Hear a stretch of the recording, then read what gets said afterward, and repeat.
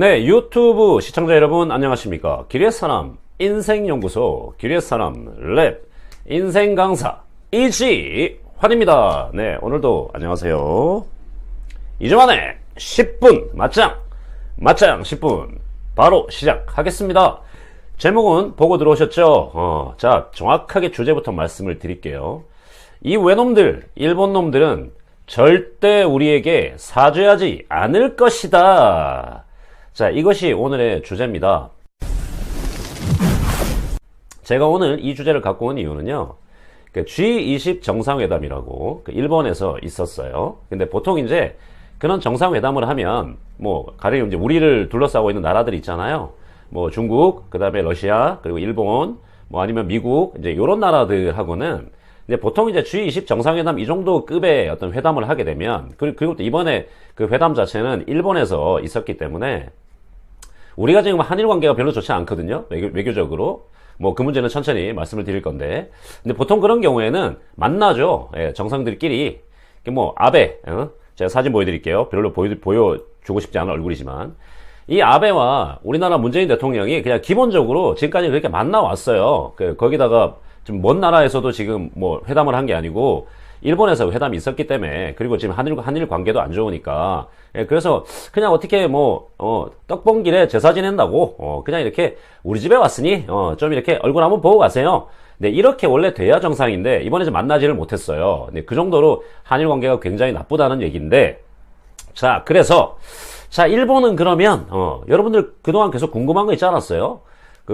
우리가 그 용어를 바꾸기로 했죠. 우리가 이제 위안부 할머니라고 안 쓰고, 예, 성노예 피해자라고 우리가 그렇게 쓰기로 했는데, 우리 그 할머니들의 일단은 그 문제가 촉발이 돼서요. 지금 한일 관계가 굉장히 나빠진 상태예요. 왜냐면 우리는 당연하게 야, 니네 사과해야지. 그런데 쟤들은 끝까지 버티고 있는 거고요. 그래서 왜 일본이 우리한테 사과를 하지 않는지에 대해서 제가 오늘 속 시원하게 알려드릴게요. 그냥 단순하게 생각해서 지금 사진 보시는 저 아베 총리, 지금 일본에서 굉장히 신임을 많이 받고 있거든요.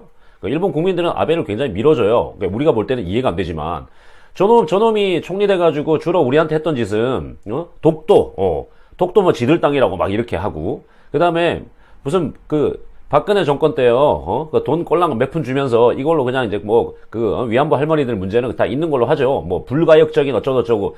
이런 얘기, 이런 망언하고, 쟤네는 그런 짓밖에 안 해요. 근데 우리가 볼 때는 상식적으로 이게 납득이 안 되잖아요. 쟤네가 왜 그러는지. 그래서, 보통 사람들이, 즉, 아베 총리를 위시한 일본의 극우 세력이라 그래요. 극우. 그러니까, 다른 거 필요 없어. 우리는 그냥 우리나라만 잘 살면 돼. 라고 하는 그 정신을 우리 극우라 그러거든요. 그러니까 우리만 잘 살면 돼. 나만 잘 살면 돼. 복불복, 나만 아니면 돼. 제가 굉장히 싫어하는 말이라고 항상 말씀드리는데. 자, 그런데, 그런 극우 정당들이 일본 국민들한테 어떤 환심을 사기 위해서, 우리나라 한국한테 과거사에 대해서 사과 안 해요. 그리고 우리 돈 줬으니까 됐잖아요. 이렇게 한다고 생각을 하시죠. 보통. 굉장히 단순하게 그렇게 생각하실 수 있습니다. 그러나, 뿌리 깊은 차이가 있다는 거예요. 어떤 뿌리 깊은 차이가 있냐? 일본과, 자, 이 사람 누군지 아시죠? 이 사람. 아돌프 히틀러라고 하는 사람인데요. 예, 독일의 2차 세계대전, 2차 세계대전에, 독일의 전쟁을 이끌었던 사람입니다. 대표적인 극우예요, 극우. 대표적인 극우 정치인이자, 그 다음에 전쟁광이었죠.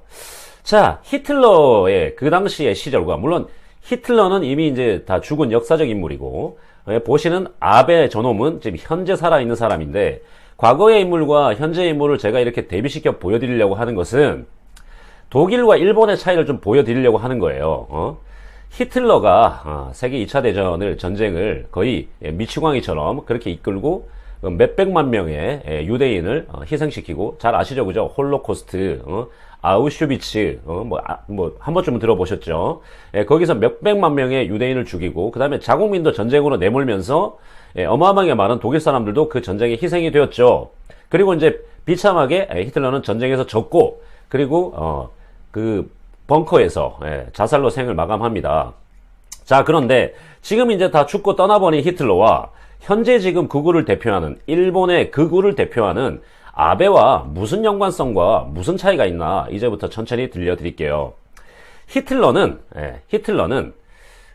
기본적으로 히틀러가 등장했던 자기 시절에요. 독일이 1차 세계대전을 하다가 졌고요. 그 다음에 전쟁 배상금이라고 하는 어마무시하게 많은 돈을 그 전쟁 피해국들한테 물게 됐어요. 근데 그러고 난 다음에 그 돈을 물어줘야 되니까 가뜩이나 전쟁도 졌는데 독일은 굉장히 힘들었죠. 그때 혜성처럼 등장한 인물이 바로 저 히틀러라는 인물이었습니다. 히틀러는 이런 얘기를 한 거죠. 우리 독일이 언제까지 우리 전쟁 졌다는 이유로 말이야 이렇게 돈 다 물어주고 말이지 우리가 언제까지 이렇게 찌그러져 있을 거야. 우리 독일 국민은 강해. 우리 아리아인은 강해. 이런 걸로 막 나오니까 사람들한테 환호를 받았던 거죠. 그러면서 독일 사람들이 그 전쟁에서 지고 지금은 독일은 자신들이 저지른 역사적 과오에 대해서 특히 유대인들에 대해서 지속적인 반성을 하고 있고 그 당시에 저 히틀러가 이끌던 나치라고 하는 같은 무리들이죠. 같은 세력.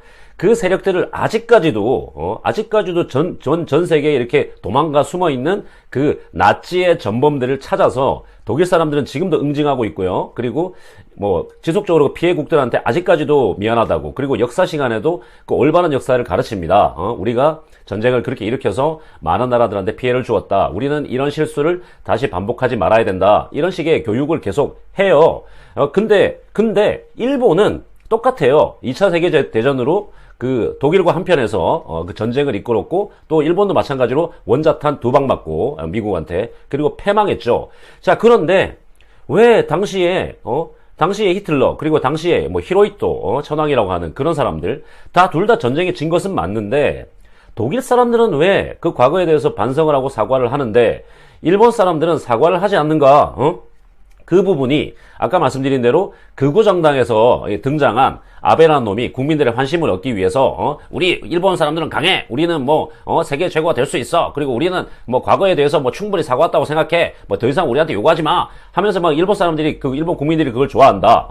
자, 그런데 큰 차이가 있다는 거예요. 독일과 일본은. 독일 사람들은요, 자신들의 과거를 부끄러워하는 이유가 이미 굉장히 오랜 시간이 지난 옛날이잖아요. 그때가 40년대, 30년대, 40년대니까 굉장히 많이 지났잖아요. 근데 독일 사람들이 그 사실을 부끄러워하는 것은 독일 국민들이 국민성이 더 뛰어나다? 일본인들에 비해서? 물론 그런 것도 있을 거예요. 근데 외놈들은 기본적으로 질이 좋지 않죠. 자, 그런데 그것뿐만이 아니라 독일 사람들은 자신들이 히틀러를 추대했다고 생각해요. 그러니까 꼭 내가 아니어도 우리 할아버지, 할머니, 우리 아버지, 어머니가 히틀러를 추종했고, 그리고 히틀러란 인물을 지지했고, 그리고 그 전쟁을 자기들도 같이 원했다. 그렇기 때문에 그 모든 전쟁에 대한 책임은 지금 우리 후손들에게도 있는 거다. 왜냐면 우리 아버지, 우리 할아버지가 히틀러를 밀어서 우리가 그렇게 된 거니까 라고 생각하는 게 독일인들의 사고방식이에요. 근데 일본 사람들은 어떻게 생각하는 줄 아세요? 일본 사람들은 그때 전쟁 일으킨 거, 우리가 조선을 침략한 거, 우리가 식민지로 삼은 거, 우리가 그거는 사실 우리 할아버지 할머니가들이 하신 건 맞고, 그래서 사실은 내 문제도 아니지만 그것보다 더 중요한 건 우리가 원한 게 아니었어요 라고 일본 사람들은 생각한다는 거예요. 그러니까 그 전쟁을 일으킨 사람들은 그 당시에 일본의 군부였던 거지 우리 국민들은 선량했어. 근데 지금 그 당시에 군부는 다 역사 속에 역사의 뒤안길로 사라졌고, 할아버지 할머니들 그 당시에 있던 사람들은 다 죽었고 거의. 그리고 지금 우리 후손들은 가뜩이나 난 책임 없다고 생각하는데 그걸 왜 우리한테 사과까지 하라고 하는 거야? 왜 항상 우리는 그렇게 돈도 주고 이렇게 다 한다고 생각하는데, 야, 너희들이 안 받으면서 왜 자꾸 책임도 없는 우리들한테 책임을 물으려고 해? 라고 하는 게 일본인들의 사고방식이에요. 이제 이해가 되세요? 독일 사람들은 히틀러를 밀어준 게 자기 자신들이라고 생각해요. 근데 일본 사람들은요, 그냥 그 전쟁을 일으킨 건 그 군부 일부였던 거지 일본 국민들은 상관이 없다고 생각하는 거예요. 저 사람들은 단순하게 우리하고 외교로 붙어서 더 우위를 점하고, 그리고 자신들이 어떤 더 경제적인 실리를 취하고 하려고 하는 그런 어떤 그 경제적 목적에서 뿐만이 아니라 실제로 의식 수준 자체가 우리는 잘못 없다라고 생각하는 거예요. 국민들, 우리는 그냥 국민들이, 자기들은 그냥 국민들이니까. 그래서 그 당시에 일본 군부가 잘못한 건데, 왜 자꾸 우리한테 책임을 묻냐라고 하는 의식이 일본인들의 사고방식에는 깔려있는 거예요. 자, 그래서 제가 오늘 처음에 말씀드렸죠. 일본 사람들은 절대로 앞으로도 사죄하지 않을 거라고. 그리고, 아베가 지금부터 연임을 해가지고 계속 일본 정권을 잡고 있는데, 아베가 앞으로 몇 년을 더 할지는 모르죠. 자, 그러나, 아베가 정권을 잡든, 그 이후에 어떤 다른 사람이 또 이렇게 총리가 돼서 그 정권을 잡든 저들은 절대로 우리한테 사과하지 않을 겁니다. 자, 그러면 우리가 일본한테 사과를 받아낼 수 있는 유일한 방법은 뭘까요? 저 사람들이 과거사를 뭐 인정하기 바라는 거 인정해도 사과 안 한다니까요. 예, 일본 애들 알아요. 자기들이 전쟁국가였다는 걸. 근데 자기들의 책임이 아니라고 한다니까요. 1억이 넘는 일본 국민이 거의 다 그렇게 생각하는 거예요. 자, 그런데 우리는 결국은 그 사과를 받아내야 됩니다. 그리고 일본 놈들이 행여 정말 어떤 올바른 사고방식을 갖게 돼서 사과를 한다 손 치더라도 우리는 절대 그 사과를 받아주는 척하면서 계속 괴롭히고 공격해야 돼요. 그것을 바로 외교라고 하는 거죠. 이제 세월은 지났습니다. 과거의 식민지 시절에 우리 아픔은 우리는 고스란히 가지고 있죠. 그리고 성노예 할머니들의 원한도 다 못 풀고 어떻게 보면 모든 분들이 다 돌아가실지도 모릅니다. 그런데 우리가 지속적으로 일본한테 그 사과를 요구해야 되는 이유가 뭔지 아세요? 그 사과를 무조건 받아내기 위해서 받아내면 끝 하려고? 아니요. 그게 아니라 외교술에서 이겨야 되기 때문이에요. 외교의 기본은 상대방의 약점이 보이면 끝까지 물고 늘어지는 거예요. 그걸 잘하는 민족이 바로 유대인입니다. 이스라엘입니다. 이스라엘 사람들은 독일이 분명히 그렇게 정중하게 사과도 했고 배상금까지 지불했음에도 불구하고 아직까지도 그 사과를 온전하게 받지는 않아요. 그리고 끝까지 독일을 압박하고 있죠. 지금도 과거사에 대해서 니네는 계속 더 사과해야 돼 라고 압박을 해요. 그게 바로 이스라엘 민족입니다. 우리는 지금 21세에 살아가는 우리는 사실 경제적 논리 때문에 자꾸 일본하고 자꾸 이렇게 각 세우지 마라 라고 말하는 그 썩어 빠진 정치인들이 있어요. 예, 그런 말에는 절대 귀를 기울여서는 안 됩니다. 오늘로부터 꼭 2년 전입니다. 2015년 12월 28일 한일 위안부 협상이 타결됐습니다. 법적이라는 표현이 빠졌지만 위안부 문제에 대한 일본 정부의 책임이 명기됐고 아베 총리가 사죄의 뜻을 밝히기로 했습니다. 또 일본 정부 예산을 투입해 피해자들을 지원하기로 했습니다. 그리고 이 합의를 통해 위안부 문제는 최종적이고 불가역적으로 해결됐다고 못 박았습니다. 같은 날 박근혜 대통령은 대국민 메시지를 통해 입장을 밝혔는데요. 피해 할머니가 46분밖에 남지 않은 상황에서 현실적인 여건을 고려할 때 최선을 다한 결과라고 말했습니다. 피해자 할머니들의 명예와 존엄이 회복되고 또 마음의 상처를 치유하기 위해서는 일본 측의 조치가 신속히 그리고 합의한 바에 따라서 충실하게 이행되는 것이 가장 중요하다고 생각합니다. 하지만 협상 결과를 지켜보던 피해 할머니들은 가슴을 쳤습니다.